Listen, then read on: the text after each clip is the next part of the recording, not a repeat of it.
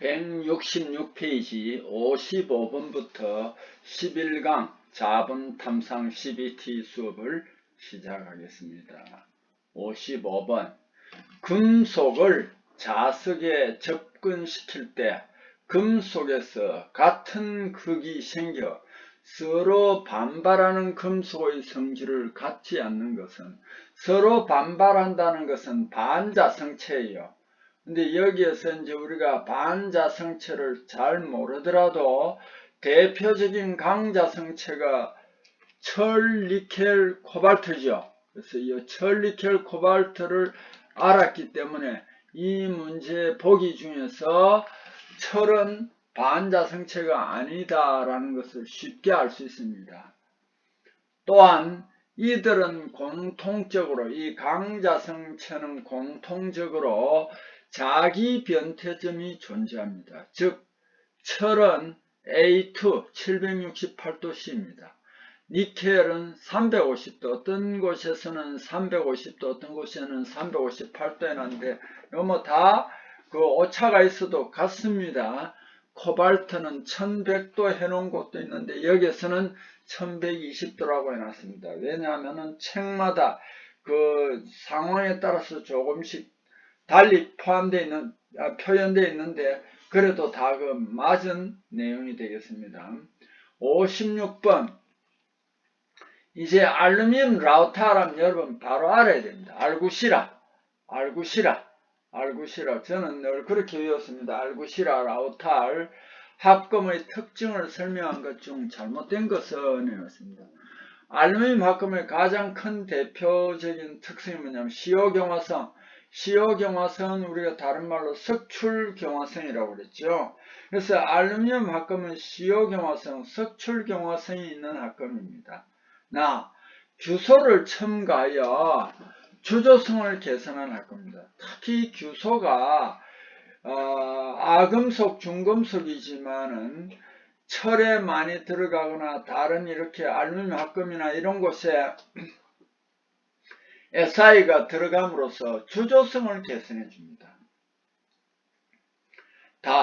주조 균열이 크므로 사형 주물에 적합하다. 이게 이제 말이 안 됩니다. 이 부분에. 요즘은 이제 주물이 물론 모래로서 주형을 만들어서 주물로 하지만은 이런 비철금속 같은 경우는 특수 주철로도 많이 만듭니다. 어쨌든 주조 균열이 크므로 이 부분이 잘못된 겁니다. 구리를 첨가하면 알구시라잖아요. 구리를 첨가하면 피삭성. 피삭성을 그 기술 용어에는 줄임말을 많이 쓴다고 그랬잖아요. 그죠? 요건 무슨 말이냐면 비절삭성입니다. 비절삭성을 좋게 한 합금입니다. 57번 금속의 상변태. 상변태를 여기 한자로 넣으면 상전이라고 해놨습니다. 상이 바뀌는 걸 말합니다.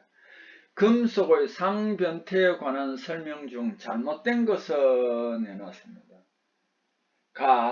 확산형 상변태는 공석변태와 석출현상 등이, 공석변태는 석출하는 거예요. 공정변태는 정출하는 것이고 공석변태는 우리가 석출한다는 거. 석출이라는 의미는 뭐냐면은 그 고체라고 안 하고 대부분은 고용체라고 합니다. 한 가지 순철이라고 해서 순철만 있는 것이 아니고 탄소나 이런 게 섞여 있는 것을 우리는 고용체라고 합니다. 어쨌든 고체입니다. 그래서 순철에서는 고체, 감마 고용체, 그 감마 고용체가 A1 변태 723도 이하로 떨어지면은 뭐가 되느냐 하면은 순철이라는 고용체와 Fe3C 두 개가 청상으로 나타납니다. 이걸 우리는 뭐라고 하면 석출이라고, 두 개가 나타나기 때문에 이걸 뭐라고 하냐면 공석변태라고 합니다. 그래서 확산형 상변태에는 공석변태와 석출현상, 이것은 옳은 설명입니다. 상변태를 일으키기 위해서는 핵 생성하고 핵이 성장하는 것이 필요합니다. 맞습니다. 쌍변태로 인해 새로운 상의 크기 증대할 때 실제로 자유에너지가 점차 증가한다. 이 부분은 상당히 어려운데 자유에너지가 점차 증가하는 게 아닙니다. 여기에 좀 어려운 내용입니다. 고체 상태에서 한계 이상의 결정 구조가 존재할 때 온도와 압력에 따라 결정 구조가 바뀌는 것을 우리 상변태라고 한다. 맞습니다. 자, 57번 이것도 굉장히 난이도가 높은데 특히 여기에 쌍변태로 인해 새로운 상의 크기 증대할 때 실제로 자유에너지가 점차 증가한다. 이 설명이 틀렸습니다.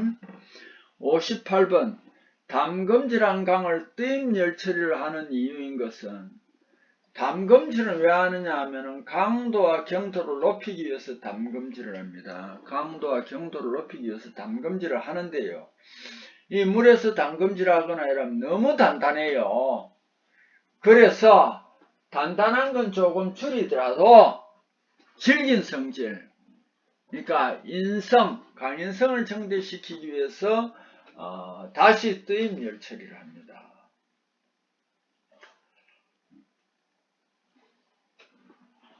자, 뜨임을 한번 봅시다. 템프링 열 처리인데 금속 재료 담금질하면 경도 크지나 매지기 쉬워서 이를 적당한 온도로 재가열하였다가 공기 속에서 천천히 냉각합니다. 그래서 조직을 연화, 인성정대 안정화하여 내부 응력까지 없애는 조작이 뭐냐 하면 뜨임 열처리입니다. 59번 비철 알루미늄 금속 양극 산화 처리 방법이 아닌 것은 했습니다. 수산법, 황산법, 크롬산법.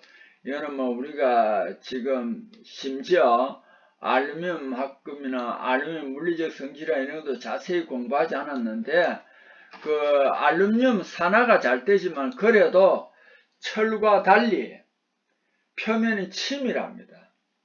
그래서 알루미늄 샤시나 이런 데 많이 쓰이는데 그 알루미늄 합금을 양극 산화 처리, 즉 수산법, 황산법, 크롬산법 처리를 하면은 더 그러니까 안정한 조직이 됩니다. 그래서 이제 양극 산화 처리 여기에 그림이 있는데 여기에 이제 빨간 쪽이 양극이고 이제 파란 쪽이 애니온 음극입니다.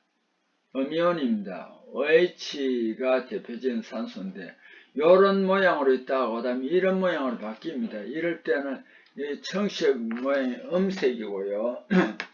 그 다음에 붉은 모양, 둥근 모양이 양이온입니다. 대표적인 산소 H 플러스고요. 금속은 양이온입니다. 이런 식으로 바뀌는 것을 알루미늄 금속 양극 산화 처리라 한다 하는 정도를 알아두고요. 여러분 지금 비철금속 재료 알루미늄 같은 건 전문적으로 배운 사람이 여기 조금 적었을 겁니다. 배웠다 하더라도 약간은 한두 번 해가지고는 정확하게 이해하기 어렵습니다. 어쨌든 알루미늄 금속 양극 산화 처리는 수산법, 황산법, 크롬산법이 있다는 거 알아두세요. 자, 양극 처리를 밑에 다시 설명을 해 두었습니다. 산으로 부식시켜 금속 표면에 내식성 층을 형성하는 공정이며 양극의 처리 과정에서 알루미늄 합금 등 소재 표면 부근 결정 구조가 바뀌어 금속에 더 선명한 색을 입힐 수가 있습니다. 이것을 우리는 뭐라고 하냐면은 양극 처리라고 합니다. 60번 회주철은 그 주철의 색깔이 회색이에요. 그래 영어로는 그레이 캐스트 아이언이기 때문에 GC로 표시합니다. 회주철 인장 강도 보면은 10 내지 40kg F/제곱밀리미터입니다. 이것을 메가파스칼로 환산하면 어떻게 되냐? 9.8을 곱해주거든요. 그래서 이거는 98에서 392 메가파스칼입니다. 이렇게 환산할 수 있습니다. 자, 61번으로 넘어가겠습니다. 167페이지 61번. 비정질 합금. 이것도 제가 몇 번이나 많이 강조했습니다. 물론 신소재인데 여러분이 금속 재료 일반적인 부분도 공부를 집중적으로 안 했는데 신소재 부분에 대해서 많이 할 수가 없었습니다. 그리고 이제 신소재 부분이 최근에 등장하는 그 기술 분야이기 때문에 실질적으로 대학 같은 곳에도 일반 학생들은 이렇게 비정질 학금 같은 걸 많이 다루지도 않을 겁니다. 그래서 저도 사실은 비정질 학금에 대해서 옛날에 충남대학에 가서 한번 개념 설명은 들었지만은 그 기자재 같은 걸 정확하게 다뤄보지는 못했습니다. 어쨌든 이 비정질 학금을 우리는 뭐라고 하냐면 비결정성 학금이라고 합니다. 비결정성 학금. 금속은 뭐 대부분 다 결정체입니다. 결정이 여러 개가 있으면은 처음에 우리가 외력을 가해서 금속을 우리가 철강 재료를 우리가 필요로 하는 모양으로 변형을 시킬 수 있습니다. 그런데 결정체들이 여러 개 섞여 있으면은 서로 충돌하고 방해를 하기 때문에 나중에는 더 이상 가공이 되지 않고 변형이 되지 않습니다. 그런데 어느 부분에서는 그런 게 굉장히 불편하더라. 그래서 여기에 비정질 학금을 쓰는 거예요. 비결정성 학금, 결정이 없는 겁니다. 이 비결정성 학금에 대한 설명이 적합하지 않은 것은 이렇게 질문하고 있습니다. 균질한 재료입니다. 맞습니다. 결정 이방성이 없다. 다결정 재료에서는 결정 이방성이 있는데 이는 결정 이방성이 없습니다. 맞습니다. 제조법에는 단롤법, 상롤법, 원심금융법, 여도업종, 분무법 등이 있습니다. 이게 뭐냐면 액체금융법입니다. 액체금융법입니다.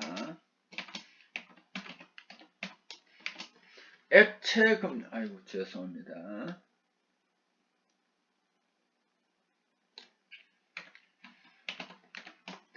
액체금융법입니다. 액체금융법.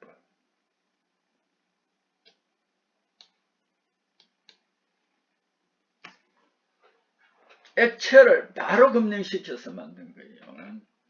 다 강도도 높고 강도가 높으면 원래 연성이 적습니다. 그런데 이 재료는 강도가 높고 연성도 크나 보통 재료는 가공하면 가공경화, 변형경화가 생기는데 이 재료는 가공경화가 생기지 않는다는 그런 또 장점이 있습니다.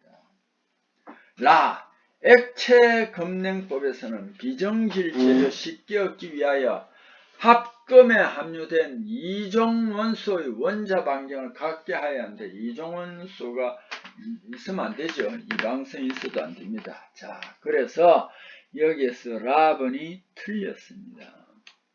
62번 재료에 일정한 하중을 가하고 어떤 온도에서 이게 하중은 무슨 금속 재료든 그 강도를 측정하려면은 하중을 가하는데 여기에서는 뭐가 있느냐? 어떤 온도, 시간이 관련되어 있습니다. 온도와 시간이 관련되어 있습니다. 재료에 일정한 하중을 가하고 어떤 온도에서 긴 시간 유지하면 시간이 경과할 때 스트레인이 증가하는 현상을 측정하는 시험법을 우리는 뭐냐면 온도 개념이 들어갑니다. 크리프 시험입니다. 그래서 나비나 구리 같은 경우는 철에 비해서 용융온도가 낮습니다. 그런 재료는 크리프 시험 하면 크리프 그 현상이 쉽게 나타납니다. 온도가 낮은 금속일 때는 쉽게 나타납니다. 자, 63번. 알루미늄 규속의 주조용 합금은 공정점에서 이게 조대한 육각 판상 조직이 나타납니다. 알루미늄 SI입니다. 육각 판상. 이게 조대한 공정점에서 조대한 육각 판상 조직이 나타납니다. 충격이 잘 깨집니다. 그래서 이 재료의 단점을 보완하기 위해서 계량화를 위해 첨가하는 원소가 있었습니다. 그게 뭐냐면 금속 나트륨, 수산화 나트륨, 알칼리 함유 등이 있습니다.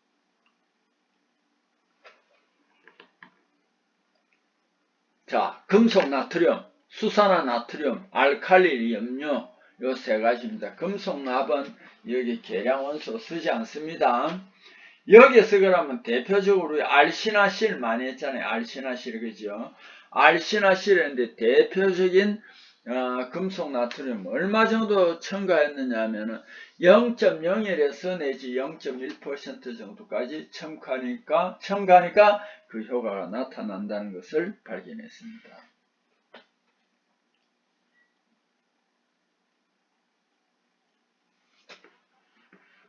64번 봉입니다. 봉제 인장시험편 평행부 지름의 14mm인 철강 재료 인장시험한 결과 최대 하중 11,540kg일 때 이 재료 인장 강도는 몇 kgm/제곱밀리미터인가?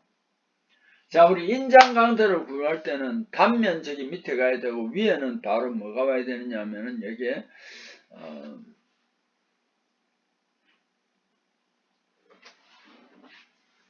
단면적이 최대 하중이 나와야 됩니다. 여러분 인장 강도는 압축 강도는 모든 할 때 최대 하중을 적용합니다. 만일 파단할 때 하중을 적는다면 그거는 인장 강도가 아니고 파단 강도가 됩니다.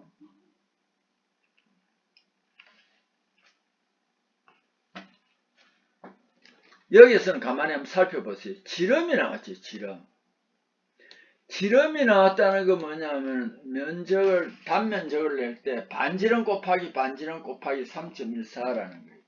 그래서 여기 인장 강도는 7 곱하기 7 곱하기 3.14 분의 11,540 하니까 74kgf/제곱밀리미터가 되더라. 이렇게 이제 산출이 되었습니다. 65번 상온에서요. 비중약 1.74 굉장히 가볍지요. 용융점량 650도씨 정도인 금속으로 비강도가 크기 때문에 휴대기기 항공재료로 사용되는 금속은 마그네슘입니다. 근데 우리가 여기서 뭐라고 했습니까? 휴대기기 항공재료로 사용되는 금속이 마그네슘이라 했잖아요. 그죠? 근데 이게 모든 기술이라는 것이 하루아침에 되는 게 아닙니다. 10년, 20년은 굉장히 빠른 거예요. 그보다 더 길게 잡는 수도 있습니다.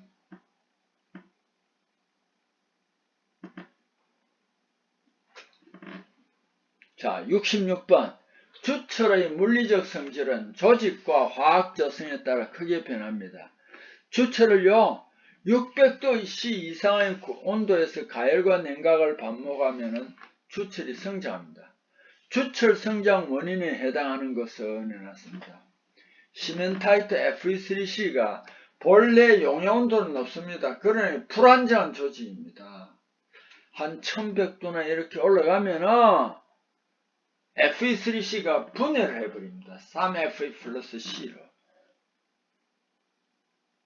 그러니까 이제 C만, 흑연만 남는다 이 말이에요. 자, 그래서 시멘타이트의 흑연화로 발생한다.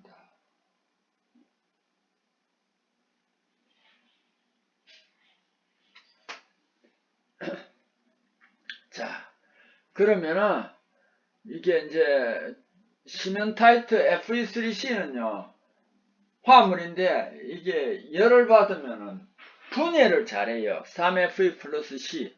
그래서 이 C가 흑연화하는 거예요. Fe3는 어떻게 철로 들어가는 거예요. 그래서 요게 맞고요. 균일 가열. 이건 아닙니다. 불균일 가열할 때 발생하겠죠. 그럼 다 니켈의 산화에 의한 팽창으로 발생한다. 이거하고는 관계없어요.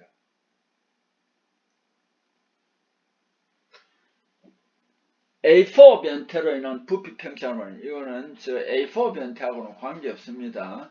자, A1 변태. 균일 가열이 아니고 불균일 가열입니다. 자, 이런 것들이 이제 틀렸고 가분이 정확하게 맞습니다. 항원 열처리 상태도상의 S커브가 오른쪽으로 이동할 때 어떤 영향이 나타나는가? 탄화물이 펄라이트에 고용합니다. 탄화물이 펄라이트에 고용합니다. 여러 합금원소 첨가. 티탄, 몰리브덴, 규소, 텅스텐은 A1 변태점을 상승합니다. 그래서 이 부분도 여러분이 한꺼번에 안 되면은 표시를 해뒀다가 한 번씩 참고를 하세요.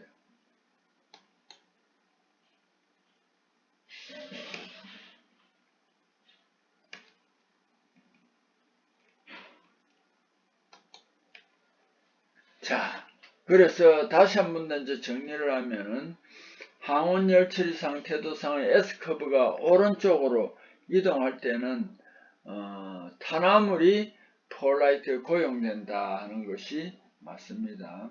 자, 뭐 변태 속도가 느려진다, 변태 시간이 오래 걸린다, 단검질이 쉬워진다 등이 여기에는 관계없습니다. 여러 합금원소 첨가, 티탄, 몰리브덴, 규소, 텅스텐은 A1 변태점을 오히려 올려줍니다. 반대로 니켈, 망간, 질소는 A1 변태점을 낮춘다. 자, 이렇게도 알아주시면 좋겠습니다. 자, 그럼 67번으로 넘어가겠습니다. 168페이지 67번.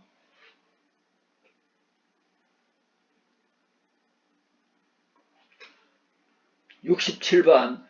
금속 소성 가공할 때 나타나는 미끄럼에 대한 설명 중 옳은 것은 우리가 외부에서 어떤 재료를 힘을 가해서 밀어붙이면은 제일 먼저 뭐가 일어나냐, 미끄럼에 의해서 원자들 위치가 바뀝니다. 전위가 생깁니다. 자, 금속 소성 가공할 때 나타나는 미끄럼에 대한 설명 중 옳은 것은 내놨습니다. 미끄럼이 계속해서 진행되면 방향이 쉬워진다. 아닙니다. 섞이기 때문에 더 어려워집니다. 원자 밀도가 최소 방향으로 슬립이 잘 일어난다. 최대 방향입니다. 다 결정에서는 슬립 방향이 서로 달라 간섭을 일으킨다. 맞습니다. 원자 밀도 가장 작은 격자 면에서 슬립 잘 일어난다. 이거는 말이 안 됩니다.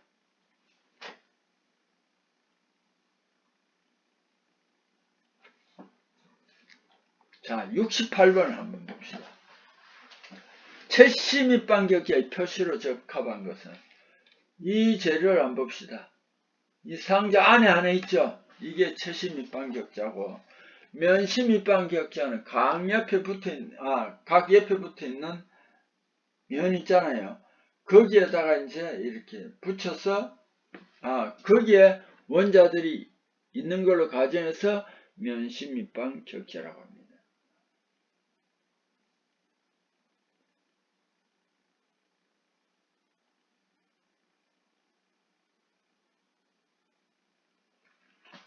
자, 앞에는 면시 밑방 격자, 두 번째 채시 밑방 격자, 세 번째 조밀 육방 격자입니다. 자, 면시 밑방 격자는 보면 주로 귀금속인 금, 은, 백금, 구리, 니켈, 알루미늄, 납, 감마철, 순철 중에서도 요거는 알아주시면 좋습니다. 그럼 채시 밑방 격자는 고용융점의 금속인데 크롬, 텅스텐 등 고용융점 금속이 이에 많이 해당합니다. 그 다음 순철에서는 알파철이죠. 조밀 육방 격자는 HCP 또는 CPH지요. 자, 요거는 힌트로 많이 제가 외워다니다 보니까 안 까먹더라고요. 아마티카 코베테지를.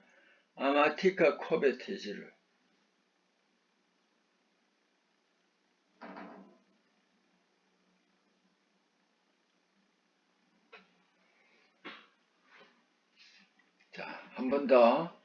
자, 여러분 한번 마음속으로 아마티카 코베테지를. 저는 이렇게 외우고 나서 이걸 못 외운 적이 한 번도 없습니다. 그래서 여러분도 제 방법이 옳다고 생각하면 여러분들도 그렇게 힌트로 외우세요. 아마티카 코베테지를.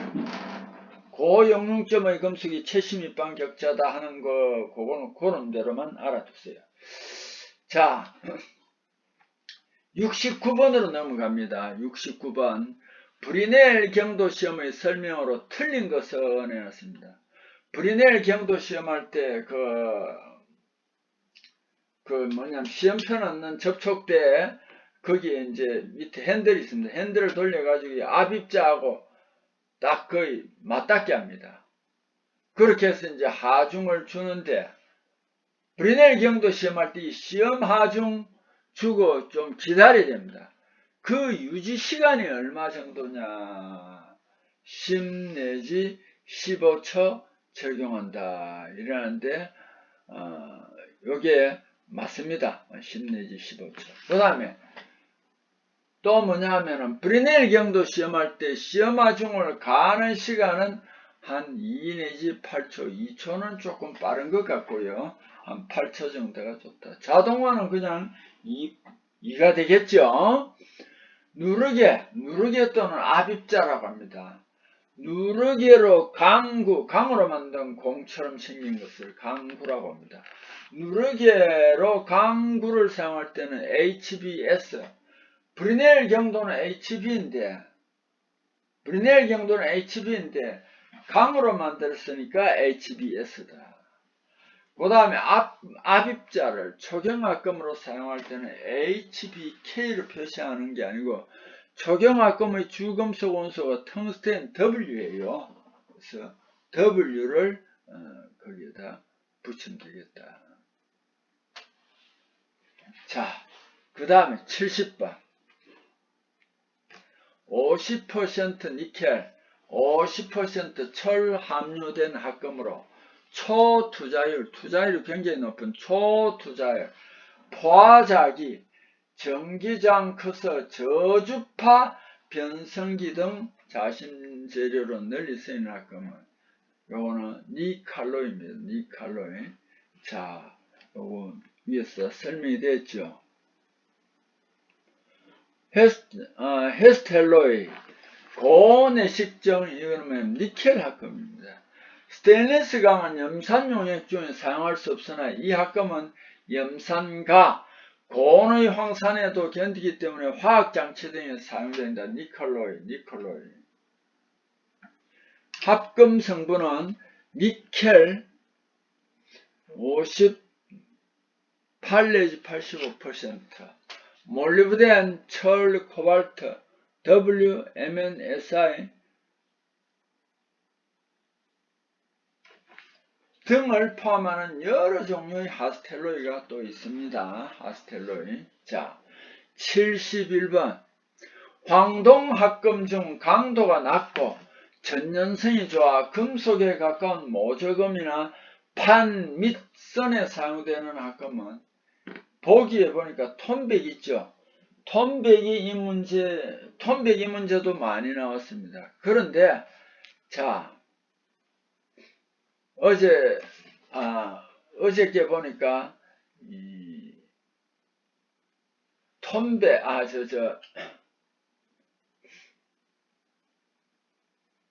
자, 요걸 설명하고 있습니다. 톤백은 말이죠. 이게 본래는 톤백이 정확하게는 말하면은 여기 아연을 적게 하는 황동에서는 대표적인 것이 길딩 메탈, 톤백, 로우 브레스, 그 다음에 여러 가지가 나와요. 거기에 4가지 정도 나오는데 그 중에서 대표적인 것이 뭐냐면 톤백입니다. 톤백. 그래서 그냥 우리는 길딩 메탈에 관계되는 것도 톤백 이렇게 많이 합니다. 그래서 모조금이나 판매선에 사용되는 거면 톤백입니다. 73항동은 포탄, 탄약 이런 데고 앞부분에 보면 유선형으로 아주 아름답습니다. 그런 무기 만들 때 많이 써요. 탄약 만드는데 73항동, 64항동, 주석항동이 아니고 여기서는 톤백이다. 73항동, 탄피항동이라고도 하고, 여기에서 한자로는 탄피항동이라고도 많이 하고, 한자로는 뭐냐면 가공용 황동이다 이렇게 합니다. 가공용 황동이다 이렇게 합니다.